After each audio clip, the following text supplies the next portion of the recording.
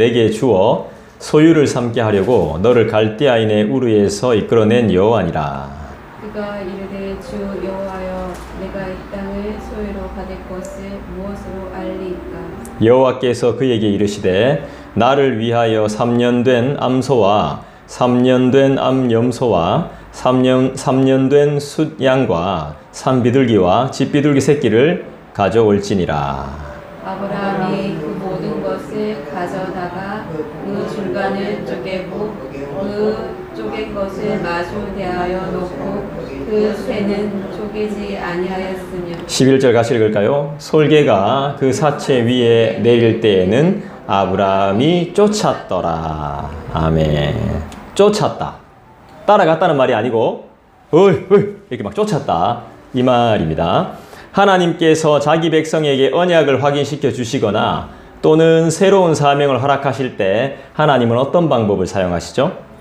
하나님께서 자기 백성에게 언약을 확인시켜 주시거나 계약을 다시 한번 상기시켜 주시거나 새로운 사명을 허락하실 때 하나님이 사용하는 방식은 자신을 계시하신다는 것이죠. 하나님이 자신을 계시하십니다. 아멘? 네, 하나님이 자신을 계시하세요. 그 계시의 방법은 여러 가지가 있죠. 딱 하나라고 규정 지을 수는 없습니다. 사람마다 다 다르고 환경마다 다르고 상황에 따라 하나님이 적절하게 계시하십니다. 여러 가지 방법이 있겠지만 대표적으로 하나님이 하시는 방법은 거의 뭘로 할까요?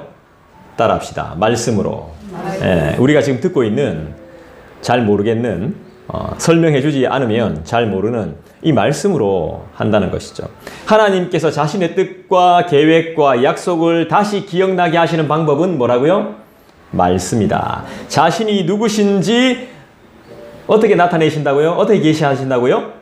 말씀으로 말씀하십니다. 자신이 누구신지, 내가 어떤 존재인지를 하나님께서는 분명하게 말씀하시죠. 말씀으로 예언하시고 자신을 직접 계시하신다는 겁니다. 그래서 왜 하나님이 안 보여요? 라고 말할 수가 없죠. 왜냐하면 우리는 알고 있기 때문이죠. 우리는 이중 예정을 믿죠. 그죠? 우리의 택하심, 그 다음에 유기된 사람들이 있다는 것. 그죠? 우리는 선택받은 사람들이에요? 버림받은 사람들이에요? 선택받은 사람들이죠. 그래서 우리는 예정을 믿죠. 그죠? 우리는 아브라함의 자손이죠. 믿음의 자손임을 믿습니다. 아브라함에게 계시해 주신 하나님은 어떤 분이시죠? 지금 아브라함이 하나님과 만나고 있는 장면이에요. 아브라함에게 계시해 주신 하나님은 어떤 분이십니까? 아브라함을 갈대아인의 우르에서 이끌어내신 하나님이시죠. 그렇다면 우리도 죄악과 사망의 구렁텅이에 빠져있는 우리도 하나님이 건져내실 수 있다 없다? 이끌어내실 수 있다 없다? 앞도 보이지 않는 흑암에서, 그 질퍽한 흑암에서 우리를 구해주실 수 있다 없다? 있죠. 사람은 못 구해줍니다. 하지만 하나님은 구해주신다는 거죠. 이것이 상징하는 바가 무엇이겠습니까? 갈대아인의 우르에서 이끌어내신 하나님. 우리 하나님은 어떤 분? 아브라함을 갈대아 우르에서 끌어내신 하나님이란 말이에요. 이것이 상징하는 게 뭐죠? 살기는 더없이 좋죠. 갈대아 우르가 발전한 곳입니다. 도시입니다. 도시. 문명이 발달한 곳이고 문화가 있는 곳이고 지식이 있는 곳이고 고상함이 있는 곳이고 그곳에 살기는 덧없이 좋을지 몰라도 우상의 늪에서 지옥과 같은 죽음 속에서 앞을 볼 수 없는 칠흑 같은 어둠 속에서 아브라함을 구원해 내셨다는 상징적인 의미가 있는 거죠. 그 하나님은 나를 어디서 이끌어내셨죠? 이곳으로 인도하신 분이 누구죠? 우리 하나님이십니다. 인생이라는 지독한 외로움 속에, 인생이라는 지독한 어두움 속에, 인생이라는 지독한 괴로움 속에서 우리를 이끄실 분, 우리를 이끌어내실 분이 누구십니까? 외롭고 힘겨운 싸움을 감당해 주실 분이 누구시죠? 아무도 없을 때 나와 함께 하실 분이 누구십니까? 돈으로도 해결 못하는 우리의 문제는 누가 해결해야 되겠습니까? 우리 하나님은 말씀하시는 하나님이죠. 저와 여러분은 바른 말씀을 들어야 할 권리와 책임이 있죠. 그래야 바르게 전할 것 아니겠습니까? 이처럼 하나님은 우리를 불러주셨을 뿐만 아니라 우리를 어떻게 한다고요? 끝까지 인도해 주시는 분이심을 믿습니다. 기독교의 핵심과 매력이 이겁니다. 불러내 주시고 끝까지 책임져 주시는 것. 이게 바로 기독교의 핵심이죠. 핵심. 우리는 믿음을 가진 사람들이죠. 보이지 않는데 보이는 것처럼 행동합니다. 보인다고 믿습니다. 믿는다기보다는 믿어지는 거죠. 그죠? 다른 사람들은 못 믿어요. 믿을 수도 없고요. 그런데 우리는 그걸 믿습니다. 보이지 않는 실체이신 하나님을 믿어요. 그게 진짜 믿음이에요. 보이지 않는 것을 믿는 게 믿음이에요. 보이는 건 믿으면 그건 믿음 아니에요. 그럼 보이는 건 당연하게 볼 수 있는 거죠. 당연한 겁니다. 안 보이는 것. 오늘 이 말씀을 듣고 믿을 수 있는 것. 이게 바로 복인 겁니다. 이거는 아무나 하는 게 아니에요. 기독교의 핵심과 매력이 이거란 말입니다. 우리는 생각대로 삽니다. 사람은 생각대로 살아요. 우리의 생각이 부패하면, 우리의 생각이 타락하면 우리의 삶도 부패하고 타락해요. 하나님이 거기서 아브라함을 건져낸 거예요. 하나님이 우리를 거기서 악한 생각으로부터, 타락한 생각으로부터, 부패한 마음으로부터, 입술로부터, 행동으로부터 우리를 구원해 내신 줄 믿습니다. 그리스도인은 그리스도의 제자라는 뜻입니다. 그리스도의 자녀라는, 하나님의 자녀라는 뜻입니다. 제자는 뭐 하는 사람입니까? 스승에게 배우는 사람이에요. 저와 여러분은 스승이신 우리 그리스도께 부지런히 배워야 돼요. 그리고 그분을 닮아가야 돼요. 하나님을 아버지라고 고백하기 때문에 우리는 당연히 영적인 부모이신 하나님을 닮아가는 것이 당연한 것입니다. 그리스도의 제자에게는 하나님의 것을 학습하기 위한 훈련이 늘 요구됩니다. 귀찮죠, 되게. 귀찮지만 요구돼요. 이 요구에 항상 응해야 되는 거죠. 성경에 폭넓은 이야기가, 여러 가지 이야기가 많지만 한마디로 딱 이야기하면 사랑이라고 말할 수 있죠. 성경의 핵심 주제는 여러분 따라합시다. 구원입니다. 다른 거 이야기 안 합니다, 성경은. 뭐 과학적인 것도 돼 있고 뭐 전쟁도 나오고 뭐 3차 대전, 4차 대전 이야기 나온다 하는데 그거 다 아니고요.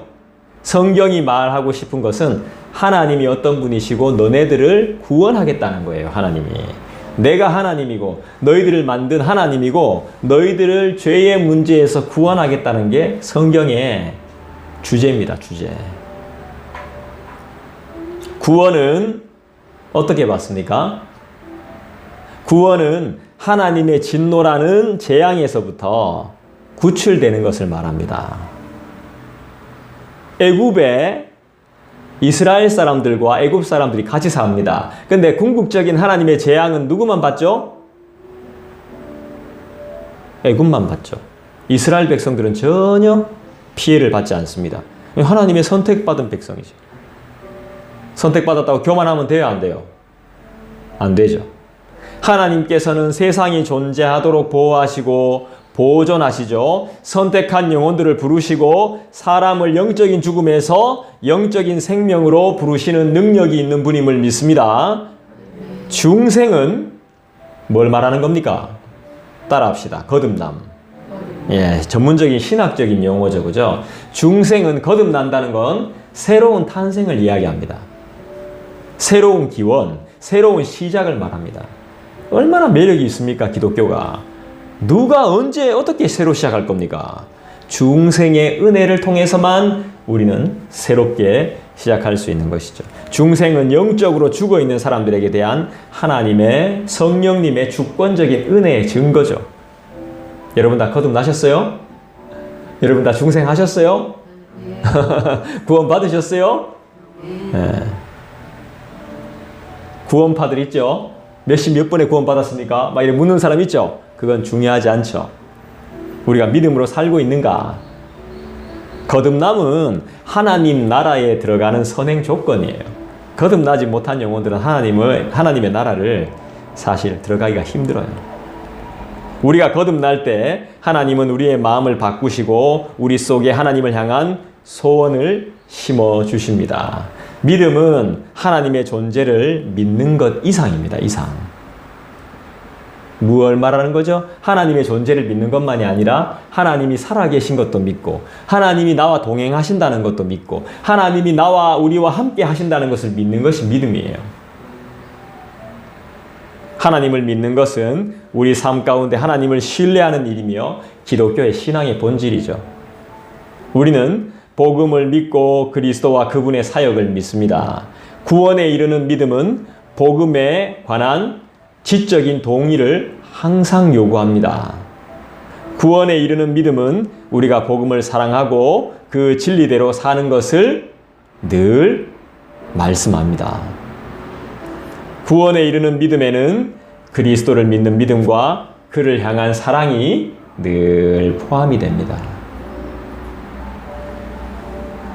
우리가 믿음으로 의롭다함을 받는데요. 이걸 두 자로 뭐라 하는지 아세요? 따라합시다. 칭의. 예, 칭의라고 합니다. 칭의라고 하죠. 그죠? 칭의에는 항상 성화가 나타나죠. 성화는 뭐냐 하면 변화보다 더 큰 걸 말하는 겁니다. 변화 이상. 사람이 변화되잖아요. 그죠? 사람이 공부를 많이 하면 변화됩니다. 예수를 믿으면 어떻게 됩니까? 성화됩니다. 성화. 그 사람은 죽으면 어떻게 됩니까? 영화롭게 됩니다. 변화를 뛰어넘고 성화를 뛰어넘어 영화롭게 되는 것이 우리의 삶입니다. 예수님을 믿는 사람의 삶인 거죠. 칭의는 믿음에 달려 있습니다.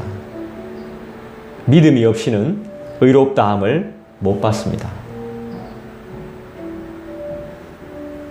그리고 칭의가 믿음에 달려 있지만 그 믿음은 뭘로 인해서 생겨나죠? 따라합시다. 순종. 네, 순종을 통해서 생겨나요. 여러분, 하나님의 말씀에 잘 순종하고 계시죠? 하나님 나라에 들어가는 것은 오직 믿음이죠. 그리고 우리가 가장 중요하게 생각하는 게 뭡니까? 기독교의 핵심 메시지 중에 가장 중요하게 생각하는 거 십자가죠. 십자가. 대속적인 죽음을 이루신 그리스도의 십자가. 대신 죽으신, 나를 대신해서 죽으신, 먼저 그 길을 예비하신 그리스도의 십자가. 십자가는 결코 환영받는 메시지가 아닙니다. 유대인들에게는 걸려 넘어지는 것이고 헬라인들에게는 미련한 것이었습니다. 이방인들에겐 어리석은 것이 십자가였어요. 그럼에도 불구하고 바울이 왜 이처럼 십자가를 사랑하고 자랑할까요? 미련한 것이고 어리석은 것이고 나를 걸려 넘어지게 하는 것인데 왜 사도 바울이라는 사람은 그렇게 십자가를 자랑하는 겁니까? 입만 띄면 왜 그리스도의 십자가를 자랑하는 거죠? 십자가가 그를 구원했기 때문이죠. 십자가를 통해서 그리스도를 보았기 때문이죠. 우리의 구원, 생명, 영화가 십자가 안에 다 들어있는 거죠. 성경이 왜 어렵냐 하면요. 성경은 사람은 누구나 죄인이라고 이야기해요. 그리고 그 죄의 싹은 사망이라고 이야기합니다. 죄인은 다 죽는다라고 이야기해요. 이 죄인들은 죽을까봐 벌벌벌벌 떨죠. 그런데 결국엔 다 죽습니다. 저와 여러분 할 것 없이 다 죽어요. 사망이라고 딱 그냥 못을 박습니다. 그리고 죄인이 구원을 받으려면 어떻게 해야 돼요? 의롭다 하심을 받아야 돼요. 인정받아야 된다고 증언해요. 선포해요. 성경은. 성경은 우리에게 변함없이 말씀합니다. 인간은 죄인일 수밖에 없다. 그리고 그 죄의 결과는 기필코, 단연코, 결단코 사망이다. 이렇게 선포합니다. 하지만 또 그것이 끝이 아님을 선언해요. 지난주에 배운 6절 말씀을 기억하십니까? 11장 6절 말씀, 창세기 15장 6절 말씀이죠. 죄인이 의인이 되어야 하는 이유가 뭡니까? 우린 다 죄인인데 우리가 다 의인이 되어야 하는 이유가 있습니다. 왜 우리가 의인이 돼야 되죠? 구원을 받기 위한 거죠. 의인이 된다는 것은 하나님의 인정을 받는 거거든요. 여러분이 다른 곳을 기웃거릴 필요가 없어요. 외로워할 필요도 없죠. 다 썩어 없어질 것들입니다. 잠시만 견디면 돼요. 오래 걸리지 않습니다. 눈에 보이는 나를 무시하고 업신여기는 것들로 너무 괴로워하지 마시길 부탁합니다. 나의 몸의 질병으로 인해서 너무 괴로워하지 마세요. 우리의 존재의 의미를 몰라서 그렇습니다. 모르니까 함부로 하는 겁니다. 거기에 에너지를 쏟지 마십시오. 아무리 가르쳐줘도 말해도 이해 못하고 알아듣지 못합니다. 지금 아브라함처럼 하나님이 다시 말씀해 주시잖아. 그렇게 수많이 약속을 해주셨는데도 불구하고 못 알아듣고 있으니까 또 말씀해 주시죠. 예, 우리 하나님은 이런 분이십니다. 또 말씀해 주시고 또 말씀해 주시고 또 말씀해 주시고. 우리는 지금 우리가 해야 될 것은 하나님의 새로운 약속과 새 언약과 그 언약의 말씀에 집중해야 됩니다. 왜냐하면 말씀을 통해서 나의 무지와 무능을 철저하게 볼 수 있기 때문입니다. 성경 말씀을 내 삶의 거울로 비춰보면 나는 정말 무지하고 무능하다고 반드시 보여집니다. 그걸 볼 수 있기 때문이죠. 이것을 본 사람만이 하나님의 능력이 나의 구원이 되고 나의 모든 것이 된다라고 고백할 수 있죠. 그 다음에 하나님을 의지할 수 있습니다. 의인은 특별한 사람이 아니에요. 자신의 죄와 연약함을 깨닫는 사람이에요. 하나님을 믿는 믿음이 의롭게 됨을 알고 하나님의 은혜에 감사하는 사람이 어떤 사람? 의인이에요. 의인. 7절을 보겠습니다. 7절을 여러분들 다시 한번 읽어주시겠습니까? 시작. 또 그에게 이르시되 나는 이 땅을 내게 주어 소유를 삼게 하려고 너를 갈대아인의 우르에서 이끌어낸 여호와니라. 이 말씀을 나중에 또 합니다. 이스라엘 백성들한테. 언제 하느냐? 출애굽 때 10계명을 줄 때 이런 말씀을 해요. 나는 너를 애굽 땅 종 되었던 집에서 인도하여 낸 누구다? 여호와다. 이렇게 말해요. 기본적인 형식이 일치하죠. 하나님은 분명히 말씀하세요. 거기서 이끌어낸 너와 함께할 종되었던 집에서 빼내준 여호와다. 자, 7절을 하나님이 아브라함에게 왜 하셨을까요? 지금 아브라함은 고민하고 있거든요. 여러분들처럼 고민하고 있어요. 아이고 돈이 없는데 의하지. 아이고 야 죽을 것 같은데 의하지. 먹고 죽을 것도 없는데 의하지. 아, 내 교회 가야 되나 말아야 되나 의하지. 이걸 어떻게 하지? 지금 고민하고 있는 거예요. 뭘 먹어야 되지? 뭘 입어야 되지? 뭘 마셔야 되지? 라고 고민하고 있는 우리한테 하는 말씀인 거예요. 아브라함은 지금 땅 때문에 고민이 많아요. 자신의 소유 때문에 고민이 많단 말입니다. 자식이 없는 것도 고민이 많고 땅 때문에 이 땅도 차지해야 되겠는데 이거 우야지 이거? 이런 상황인 거예요. 있을 만큼 있는데 내가 중요한 게 없는데 어떡하지? 더 갖고 싶은데 어떡하지? 60만 원짜리 정말 좋은 자전거가 있는데 120만 원짜리가 또 갖고 싶은데 어떡하지? 이런 상황인 겁니다. 그래서 하나님 부르셨죠. 이 땅 주려고. 하나님의 부르심은 다 이유가 있습니다. 저와 여러분들도 불러놓은 건 이유가 있어요. 하나님의 기업을 상속하기 위한 것입니다. 아브라함을 부른 것은. 하나님의 기업을 상속하기 위해서. 여러분, 저와 여러분은 상속자예요. 상속자. 가진 것 없는 상속자. 하나님의 나라를 상속해야 될 사람. 거기에는 땅이 무궁무진할 겁니다. 금과 은은 보석은 무궁무진할 거예요. 세상 천지가 금색일 겁니다. 아마. 저도 가보진 못했지만 기대가 됩니다. 무슨 말입니까? 은혜 주겠다 이 말입니다. 은혜. 아무것도 가진 거 없어도 은혜로 살게 만들어 주겠다는 거예요. 순대 먹게 해주겠다는 거예요. 맛있는 순대. 삼겹살 먹게 해주겠다는 거야. 커피까지 마무리로 마시게 해줄게. 그게 은혜죠. 아무리 잘 살아도 먹는 밥은 한정적이 되어 있고 들어가는 것도 한정적이잖아요. 자는 것도 한정적입니다. 그 방에서 그 침대에서 잘 겁니다. 그 이불 덮고. 뭐 특별합니까? 은혜는 의인들에게 부어지고 쏟아지는 거예요. 소망하십니까? 그러니 하나님만 의지하고 살아요. 다른 생각하지 말고요. 불필요한 생각들 하지 말고. 그러니까 믿음이 있으면 사람이 단순해진다니까요. 왜 이 말씀을 하는 거죠?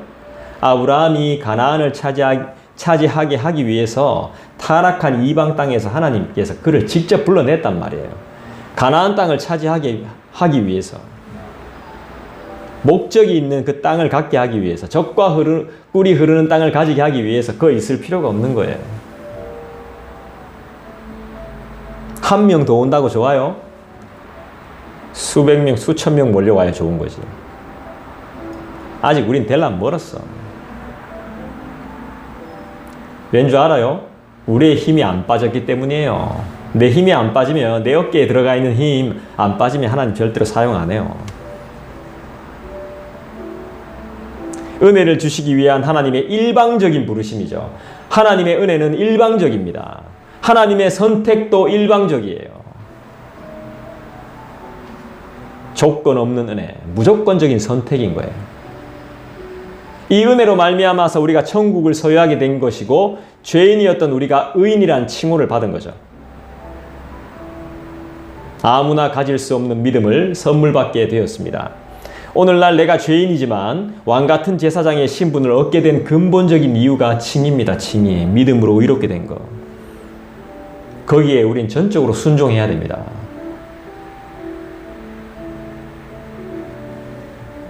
이 땅을 소유하게 해주겠다. 차지하게 해주겠다는 거죠. 상속하게 해주겠다는 것입니다. 하나님의 계획과 뜻은 너무 놀랍습니다. 집 하나, 차 하나, 돈 몇 푼인데 하나님은 가나안 땅을 주신다니까. 땅을. 입을 크게 여십시오. 아멘. 선택한 사람, 택한 민족에겐 베푸심이 끝이 없습니다. 누가 뭐래든 끌고 가시고 이끄십니다. 방해할 수가 없죠. 원래 아브라함이 가나안 땅을 차지할 아무런 권리나 명분이 없어요. 여러분, 우리도 마찬가지예요. 천국을 소유할 명분이 없어, 우리는. 아브라함도 마찬가지예요. 가나안 땅을 차지해야 될 이유가 없어요. 근데 하나님 주시겠다잖아.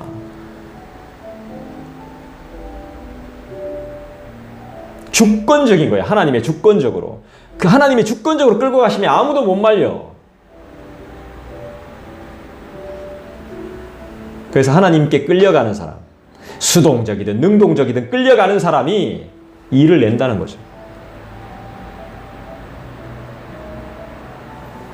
그 땅의 주인으로 삼는다는 사실이 저는 정말 놀랍습니다. 이처럼 하나님께서 아브라함을 갈대아 우르에서 이끌어낸 데에는 분명한 목적과 계획이 있다는 거죠. 그러니까 우리가 계획을 세워봤자 되겠습니까? 하나님의 계획과 예정은 따로 있는데. 입 다물고 성경 열심히 봐라 이거죠.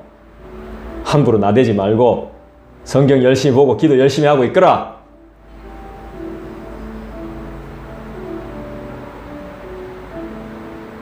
오늘날 우리를 하나님의 자녀로 삼아주신 데에도 역시 분명한 목적과 이유와 계획이 있을 겁니다. 하나님의 뜻이 있을 거예요. 근데 우리가 하나님의 뜻대로 삽니까? 하나님의 뜻을 여쭤나 봤습니까? 맨날 이렇게 하고 있지.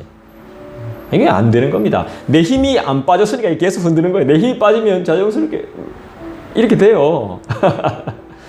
내 힘이 들어가면요 계속 이렇게 한다니까. 안 된다. 싫어. 그러니까 병신되는 겁니다. 그래야 내 힘이 그래도 안 빠져. 입은 살았거든. 그래도 하면서 막 힘이 다 빠져야 되는 거예요. 그래서 우리는 기도할 때 하나님, 저를 통한 하나님의 계획이 뭡니까? 라고 기도를 하셔야 돼요. 나의 기도 제목은 그게 먼저예요. 하나님, 저를 통한 하나님의 선하시고 분명한 계획과 뜻이 무엇이죠? 라고 여쭤봐야 되는 거죠. 뭘까요? 하나님께서 왜 우리에게 이런 말씀을 계속 주시는 걸까요? 순종하라는 거죠. 순종은 반드시 역사를 나타내게 되어 있어요. 순종이 제사보다 낫거든요. 우리의 사명은 순종함으로 하나님의 영광을 드러내야 되는 것입니다. 사명이 없는 사람, 하나님의 것을 소유할 수 없는 사람입니다. 그 사람은 어떻게 삽니까? 평소에는 조용하게 숨어 있어서 잘 드러나지 않아요. 아주 신사적이고 깔끔해서 스마트해가지고 괜찮은 사람 같아요. 그런데 헌신이나 희생 앞에서는 마치 막 카멜레온처럼 색깔이 확 바뀌어요. 순간적으로 빠져 도망쳐버려. 골치 아픈 사람입니다. 변화되기 힘든 사람이 아니라 가망이 없는 사람이죠. 그런 사람들은. 기분 좋을 때는 하나님께 서운하고 지나가면 다른 짓을 하는 죄악에 병든 사람. 하나님의 방법은 의외로 단순합니다. 돌아오면 된다는 겁니다. 하나님이 변화시키시는 방법은 단순해요. 어떻게 한다? 돌아오면 된다. 생각을 바꾸면 된다는 것입니다.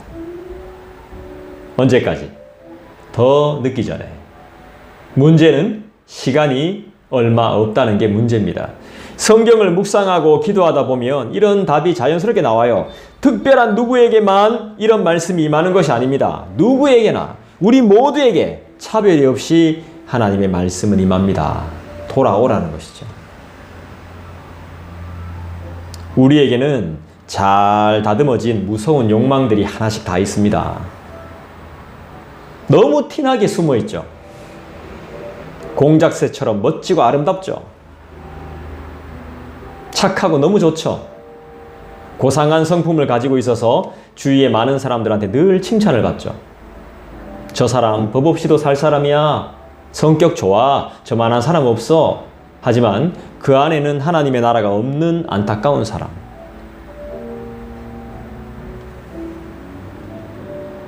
외로운 사람입니다. 아니, 외롭지도 않을 겁니다. 너무 대단해가지고. 근데 그게 얼마나 무서운 고슴도치인지 여러분 알고 계십니까? 그래서 성경은 말합니다. 우리를 변화시킬 수 있는 것은 우리 스스로 발생되는 그 무엇이 아니라고 분명히 성경은 말해요. 성경 한번 찾아볼까요? 스가랴서 4장을 한번 찾아보겠습니다. 1315쪽.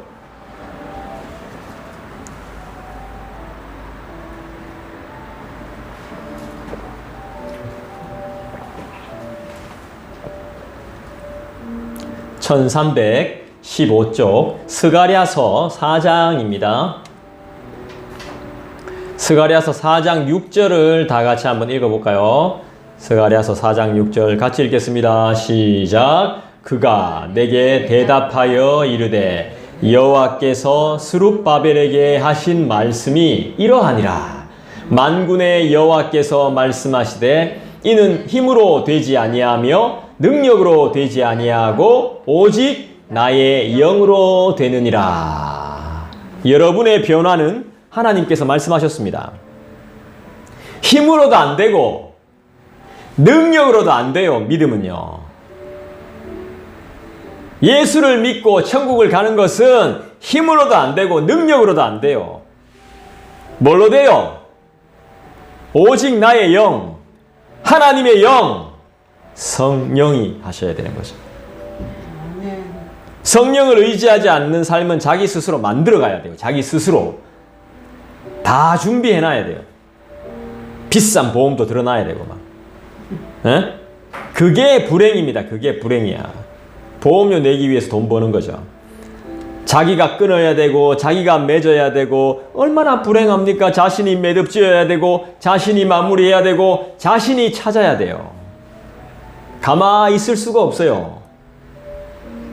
인간의 삶은 처음부터 한계가 있다는 걸 알면서도 그걸 철저히 거부하고 부인했더니 요래 대뿌는 거예요. 보통 우리가 연말이 되거나 연초가 되거나 무슨 일을 시작할 때 말씀을 의지하기 위해서 말씀을 정하거나 붙드는 경우가 있습니다. 좋은 겁니다. 나쁜 거 아니에요.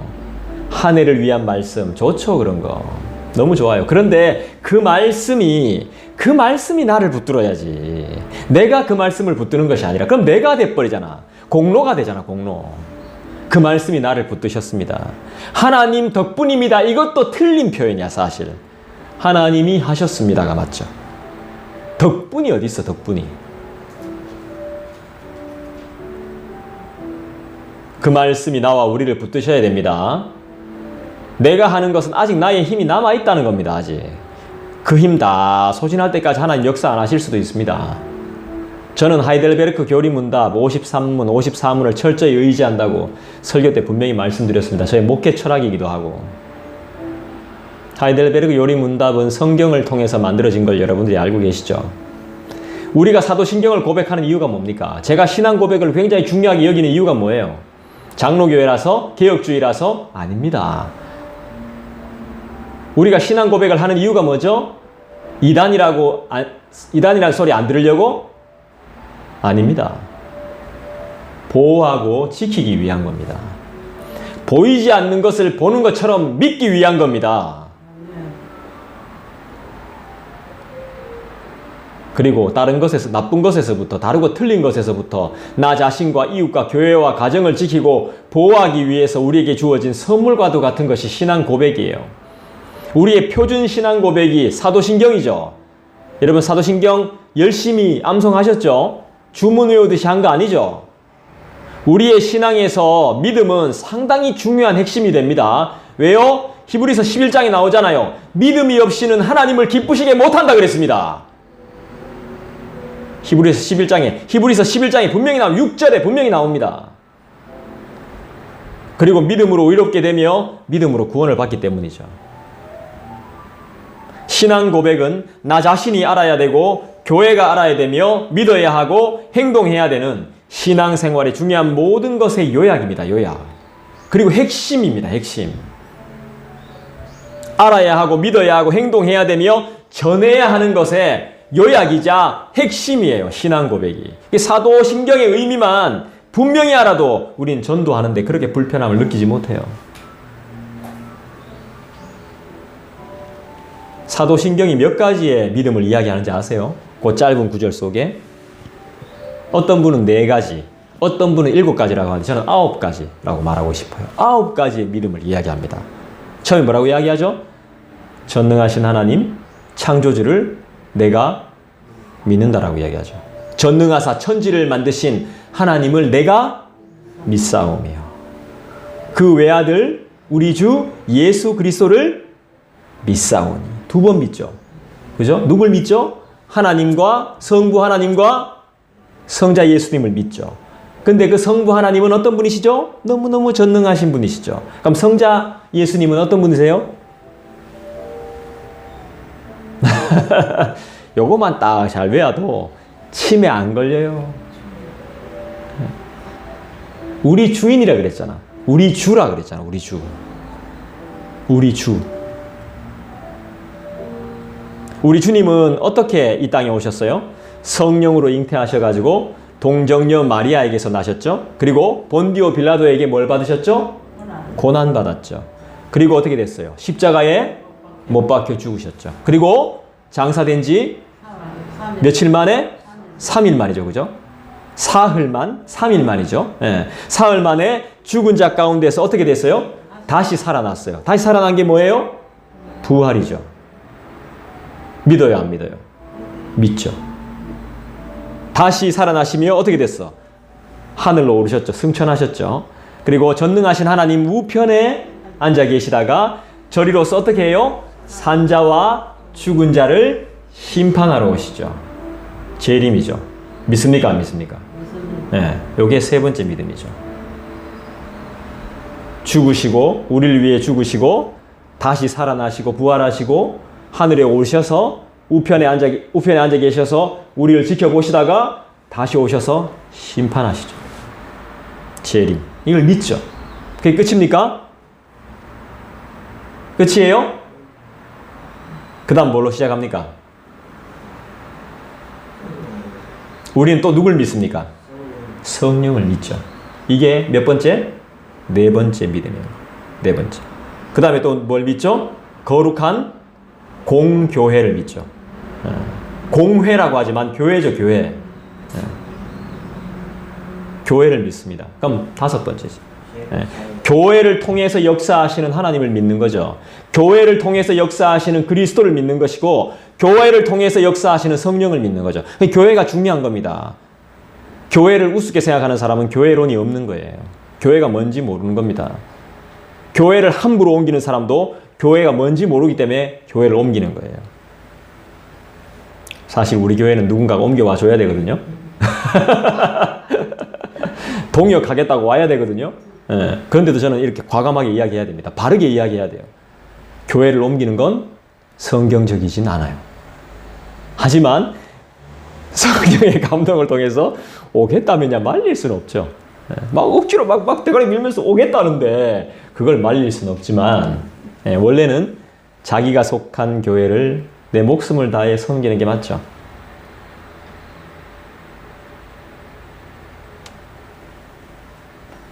그 다음에 뭡니까? 6번째, 성도가 서로 교통하는 것을 믿죠. 성도와 성도. 성도와 성도.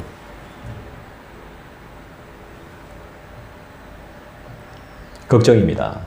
지금 이번 주에 우리 교회가 관을 다 갈아 끼웁니다. 물 새는 곳을 못 잡아가지고 1, 2, 3층 전부 다 지금 관을 다 갈아 끼. 오늘부터 제가 예배 끝나고 작업해달라 그래 그렇게 부탁을 했는데도 지금 막 중간에 들어와가지고 막 준비가 안 돼 있는데 자꾸 이래 막 와가지고 하니까 준비를 내가 예배를 준비하는데 막 소란스럽게 하니까 예배 준비가 안 되는 거예요. 근데 어떡합니까? 그건 다 가더니 들어와가지고 또 커피 한 잔 주소. 뭐 드려야지. 순종이 제사보다 나은데. 7번째가 뭡니까? 죄를 사하여 주시는 것과 몸이 다시 사는 것과 이게 8번째. 7번째, 8번째. 마지막으로 영원히 사는 것을 믿습니다. 죽는다 소리 하지 마세요. 재수 없는 게 아니라 나는 영원히 삽니다 라고 말해야 되는 거예요. 죽기 때문에 영원히 살기 위해 죽는 겁니다. 사도신경은 너무 아름답죠. 너무 아름다워. 사도신경은 우리가 믿어야 할 것을 아주 진짜 진하게 우려낸 거예요. 할매들 하잖아요. 좀 더 울어라. 우린 게 사도신경입니다. 몸이 다시 사는 것과 영원히 사는 것을 믿습니다. 아멘. 고백하실 때마다 여러분들이 사도신경을 고백하실 때마다 잘 기억하시기 바라요. 아브라함과 우리의 믿음의 대상이 누구예요? 하나님이죠. 신앙생활이란 이 믿음의 대상에서부터 출발하는 거예요. 도대체 뭘 믿고 있냐는 거예요. 뭘 믿고 사냐는 겁니다. 예수쟁이들아.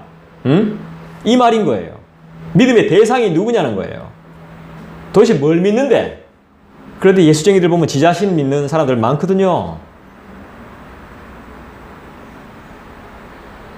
여러분의 믿음의 대상이 누구죠? 이걸 알고 믿음으로 고백해야 사도신경이 참 믿음으로 고백돼 신앙 고백이 되는 겁니다. 그냥 줄줄줄줄 외운다고 해서 신앙 고백이 아니에요. 사도신경은 내가 믿는 것 같지만 그렇지 않아요. 믿어지는 거예요. 영원히 사는 것을 어떻게 믿습니까? 믿어져야지. 스스로 어떻게 믿습니까?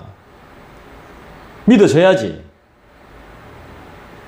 내가 말씀을 붙드는 게 아닙니다. 내가 신앙 고백을 붙들고 있는 게 아니에요. 그것이 나를 붙들어주는 거죠. 말씀이 나를 사로잡는 것입니다. 믿어지는 것입니다. 참된 믿음은 믿음의 대상을 제대로 아는 겁니다.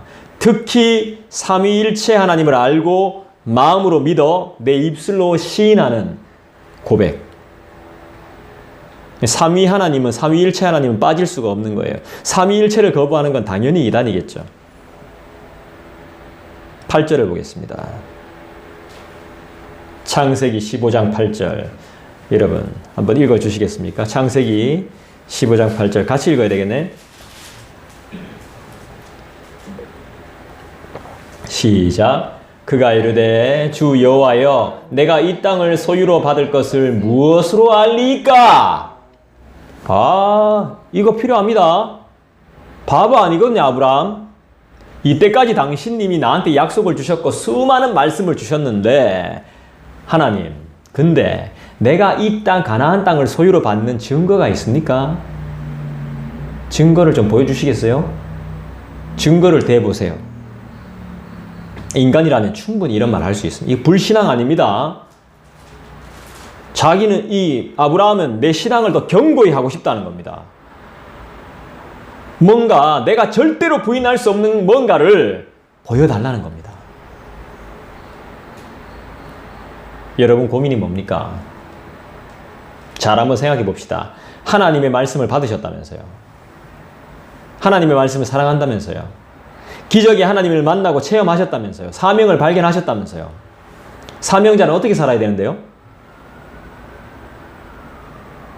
그리스도인의 사명은 한평생 예수 닮는 겁니다. 그거 외에는 없습니다. 무슨 사명?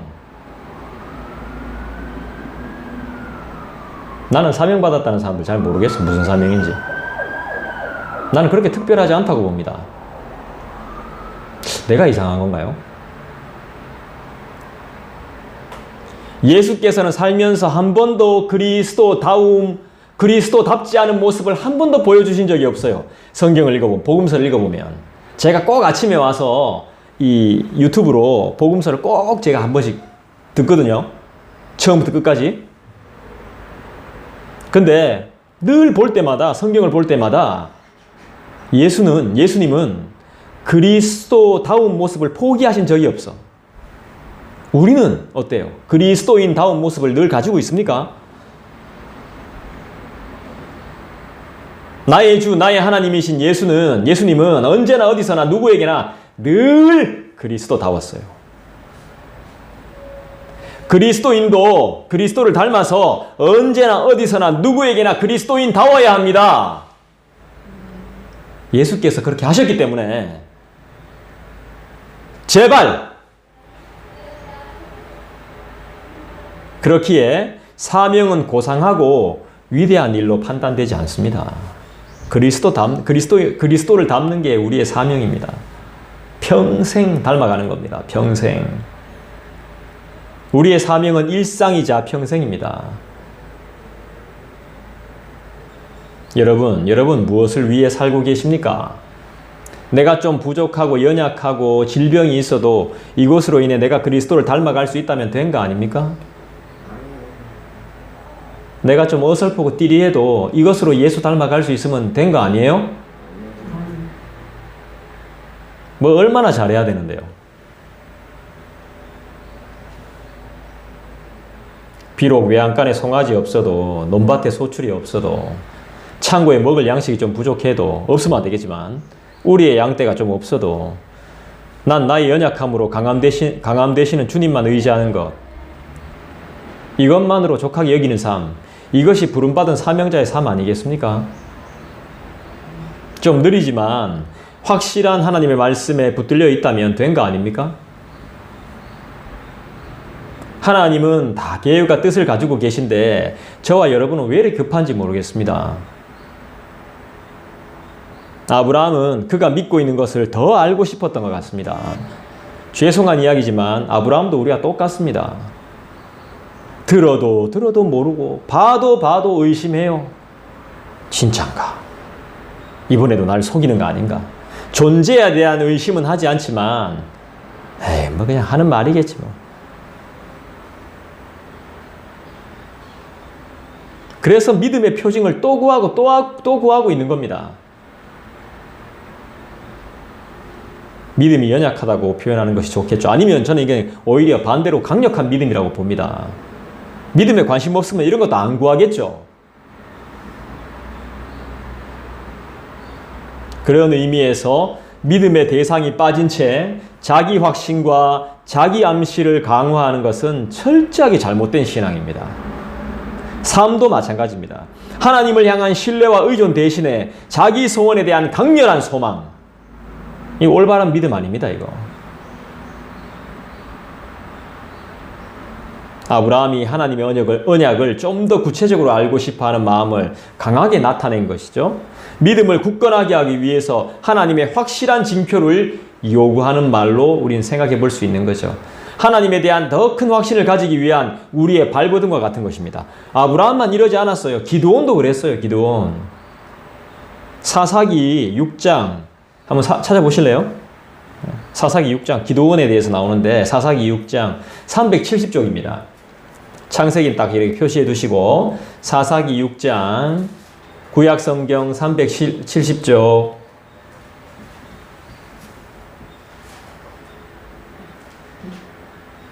사사기 6장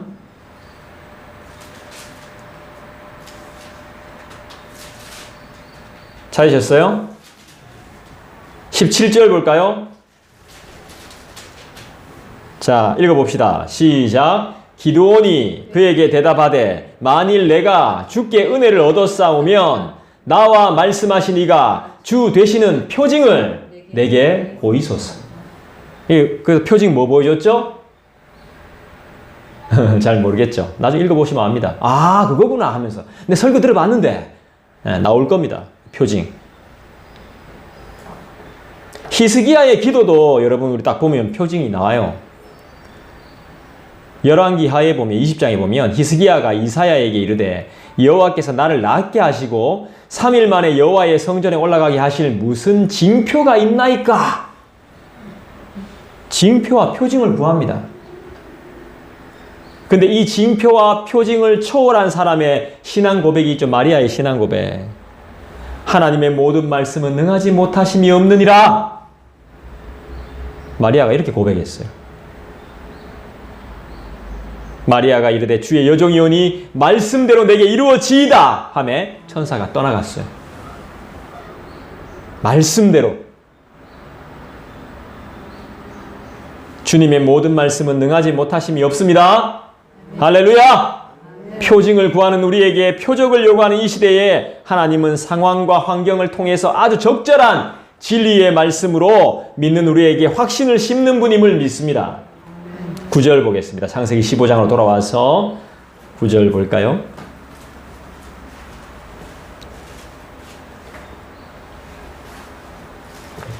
9절이 정말 중요합니다. 여러분 집중해서 잘 읽으셔야 돼요. 제가 대충 그냥 넘어갈 수 있지만 뭉뚱해서 넘어갈 수 있지만 세밀하게 살펴보는 건 기억하라는 뜻이에요. 자, 9절 여러분들이 읽어주세요. 시작. 여호와께서 그에게 이르시되 나를 위하여 3년 된 암소와 3년 된 암염소와 3년 된 순양과 쌍비둘기와 지푸르기 새끼를 가져오지. 9절에서 집중해야 할 단어와 문장이 뭘까요? 다시 읽어봅시다. 9절 시작. 여호와께서 그에게 이르시되. 그렇죠. 누구를 위하여? 나를 위하여. 성경을 읽다 보면 이게 그냥 넘어가요. 그리고 3년도 중요한 이야기거든요. 3년 된 것들, 동물들, 짐승들 3년 된 게 참 중요한 의미예요. 3도 완전수인가요? 그렇죠? 나를 위하여. 누굴 위하여? 우리가 부족함 없이 늘 체험받고 있는데도 우리의 마음이 힘든 이유가 뭐예요? 날 위해서 살기 때문이죠. 하나님이 아닌 자신을 위한 삶이 아직도 우린 정리되지 않았기 때문에 힘들고 괴롭고 그래요. 예수를 제대로 믿는다면 우린 내려놔야 될 것들이 너무 많죠. 나 자신을 위한 삶이 아닌 그분을 위한 삶. 예배도 그분을 위한, 그분께 드려지는 거예요. 누굴 위하여 예배 드리죠? 그분을 위해서 예배 드리는 거예요. 그분을 위한 삶, 예배도 내가 듣고 싶은 말씀이 아니라 그분이 하시는 말씀을 들어야 되는 거예요. 어떻게? 감사함으로 들어야 되는 거죠. 우리 하나님은 어떤 분이십니까? 우리가 칭찬해야 되고 매일 챙겨야 되고 기분 안 나쁘도록 열심히 일해야 되고 눈치 봐야 됩니까? 전혀. 하나님은 스스로 영광을 가지고 계신 분이에요. 스스로 영광을 가졌어요. 누구의 영광과 칭찬이 따로 필요 없어요, 사실. 하지만 우린 인간의 창조의 목적을 생각해야 되는 거죠. 하나님이 우리를 왜 만들어놨어요? 성경이 분명히 말하죠. 찬송해야 될 목적으로 만들어놨죠. 찬송은 하나님께 영광을 돌려드리는 거고 칭찬하는 거고 예배하는 것이죠. 이것이 믿는 자의 본분이자 기독교의 매력이죠. 하나님 앞에 가져와야 될 재물의 조건은 뭐죠? 3년 된 거. 최고로 좋을 때가 3년 된 거예요. 최고로 값이 비쌀 때가 3년 된 겁니다. 최고로 건강할 때가 3년 된 거예요. 최상품이죠. 3년 된 짐승들로 바치라는 것은 성숙되고 아름다운 것들, 짐승 중에 가장 귀한 것들을 값이 제일 많이 나가는 그때 그걸 드리라는 겁니다. 후일에 모세가 시내산에서 받은 율법에도 이 같은 규례가 주어집니다. 레위기서에 보면, 레위기 1장에 보면. 내가 원하는 방식으로 교회와 예배를 규정 지을 수는 없습니다. 지도자의 인도에 따라 내가 할 수 있는 최선으로 주님께 나아가는 겁니다. 이젠 우리가 3년 된 어떤 것, 흠없고 티 없는 어떤 것으로 주님 앞에 나아가는 것이 아니죠. 정결한 마음과 선한 양심으로 주님 앞에 나아가죠. 여러분의 양심에 맡기겠어요. 주님께 드리는 것도 여러분의 양심에 맡기겠어요.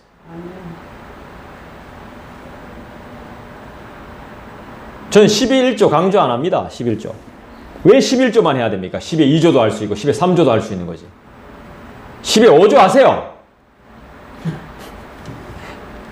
농담이고요. 하나님께서는 아브라함의 요청을 받아들여 언약을 확증할 표적을 삼기 위해서 제물을 준비하게 하셨죠. 이 제물들로 드려지는 제사는 하나님의 영광을 높이는 것이라는 점에서 준비하게 하신 거죠. 여기서 특이한 점은 핏뿌림이 없습니다. 구약의 모든 제사와 신약의 모든 예배는 무엇보다 하나님의 영광을 높이기 위해 드려져야 되는 겁니다. 사실 지금은 제사라는 의미보다는 언약이라고 보는 게 좋습니다. 계약하는 겁니다. 10절을 봐야 되겠죠. 10절. 여러분 읽어주시겠어요? 시작. 그 모든 것을 가져다가 그 중간을 쪼개고 그 쪼갠 것을 마주 대하여 놓고 그 새는 쪼개지 아니하였으며 쪼개버렸어. 3년 된 아주 값비싼 그리고 성숙하고 이쁘고 가장 아름다운 짐승들을 쪼갰어. 반으로. 계약을 어기면 입골된다는 거예요.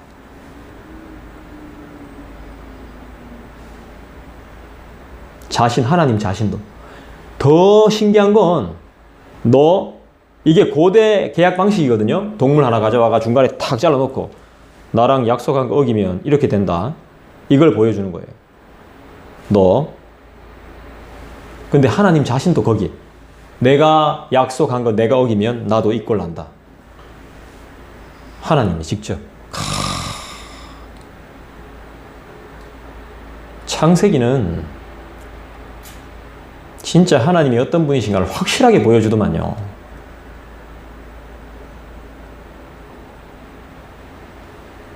참 무서운 언약이죠. 지키면 살지만 어기면 죽는 겁니다. 지만 죽는 거 아닙니다. 새는 안 쪼갭니다. 너무 작아서. 대신에 얘는 어떻게 할까요? 태워버립니다. 통째로. 자그만 죄도 용납하지 않겠다는 거죠. 우린 다 죽어야 되는 거예요. 제가 제일 먼저 죽고 여러분은 차례차례. 차례가 있습니까? 이 쪼개진 제물은 예수 그리스도의 십자가의 희생을 예표합니다. 이제 우리가 이렇게 쪼개지지 않습니다. 예수께서 대신 이걸 다 감당하셨습니다. 이게 구속사죠. 그분의 구원사. 마지막으로 11절을 한번 읽어볼까요? 11절. 솔개가 그 사체 위에 내릴 때에는 아브라함이 쫓았더라. 이게 이제 시체들이 이렇게 다 쪼개져 있으니까 고기가 됐잖아요. 그죠? 쪼개놨으니까 이 솔개는 독수리 같은 거겠죠. 그죠? 이게 막 먹기 위해서 계속 날아오는 거죠. 이걸 아브라함이 쫓아내는 거예요. 솔개가 재물을 채가려고 하는 것에 대해서 학자들은 이스라엘이 장차 애굽에서 겪게 될 고난의 예표라고 주장해요. 그럴 수도 있고 아닐 수도 있고. 아브라함이 솔개를 쫓아낸 것은 아브라함과 하나님 사이에 맺어진 언약적인 신앙적인 관계가 그의 후손 전체를 사망의 엄습에서 구원하고 보존하는 하나님의 중요한 증거가 된다고 시사해 주는 바가 큽니다. 하나님과 아브라함이 맺은 언약의 내용은요, 항상 변함이 없습니다. 딱 두 가지입니다. 아브라함과 하나님이 맺었던 언약은 딱 두 가지, 내용은 두 가지예요. 땅을 소유로 주고 새끼 많이 낳게 해준다. 자식들 많아질 거다. 딱 두 개입니다. 우리한테 필요한 거죠, 그죠? 예나 지금이나 필요한 거예요. 하나님이 우리의 필요를 안다니까. 뭘 원하는지 안다니까. 돈 하지 말라니까. 안다니까. 언약의 성경을 잘 보시라니까. 그러니까 성경이 딱 보면 항상 그 내용은 두 가지야. 땅하고 사람인 거야.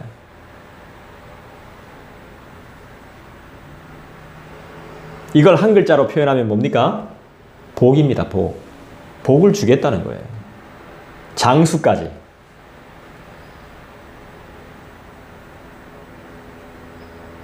내 자손을 하늘의 별과 같이 번성하게 하리라. 이 땅을, 가나안이죠. 이 땅을 네 자손에게 주리라. 천하 만민이 네 자손을 인하여 뭘 받겠다? 복을 받는다. 이게 하나님의 언약의 핵심적인 내용이라고요.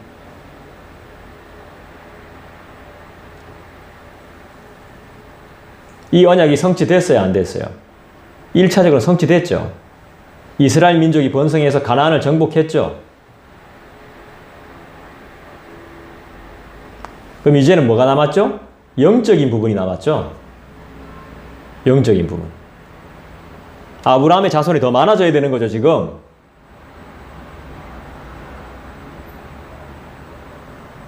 그리스도께서 그리스도를 믿음으로 천하 만민이 그로 말미암아 구원의 복을 얻게 되고 영적인 이스라엘이 하늘의 별과 같이 번성하게 될 것. 이것도 예언하셨죠. 이게 바로 영원한 기업이에요. 영원한 기업. 하나님께서는 15장에서 이 약속을 지켜주시겠다는 언약식을 체결하셨는데 저는 말씀을 읽으면서 너무 놀랬죠. 하나님 자신을 담보로 주셨다는 거예요. 이 언약이 절대로 깨지지 않을 거라는 거예요. 너만 잘하면 된다고. 너만. 자신을 담보로 드렸으니까 하나님.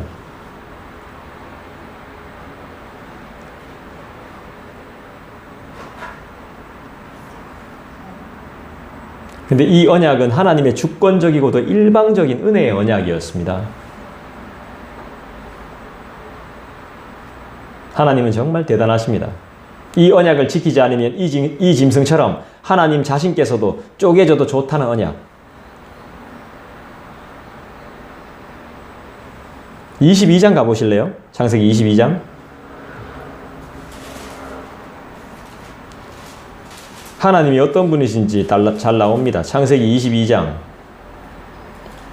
우리의 보증이시라는 거. 하나님이 본인을 담보로 주셨지만 우리의 보증이시라는 걸 말씀은 분명하게 말합니다. 16절 한번 볼까요? 22장 16절 한번 같이 한번 읽어보겠습니다. 여러분들 읽어주시죠. 시작. 이르시되 여호와께서 이르시기를 내가 나를 가리켜 맹세하노니 네가 이같이 행하여 내 아들 내 독자도 아끼지 아니하는 것은 내가 나를 가리켜 맹세한다 그랬죠. 하나님 자신께서 보증하시는 겁니다. 우리의 소망이 뭐죠? 우리 주님밖에 없습니다. 믿고 의지할 곳이 없습니다. 우리의 담보, 우리의 보증은 주님이십니다. 우리가 말씀을 듣는 이유가 뭡니까? 기도하기 위함입니다. 우리 주님 믿고 간절히 기도합시다. 반드시 주님 뜻대로 응답될 줄 믿습니다. 기도하겠습니다. 오늘 이 시간에 하나님이 나의 담보가 되어주시고 나의 온전한 보증이 되어주시고 우리는 또 하나님의 뜻을 묻습니다. 주님, 나를 통해서 계획하신 것이 무엇이고 하나님 뜻하신 것이 무엇입니까? 알려주시옵소서. 내가 순종하며 나아가겠습니다. 나를 새롭게 하시고 하나님이 예비하신 그 길로 걸을 수 있도록 나를 인도하여 주시옵소서. 이 시간 개인적으로 기도하는 시간 가지겠습니다.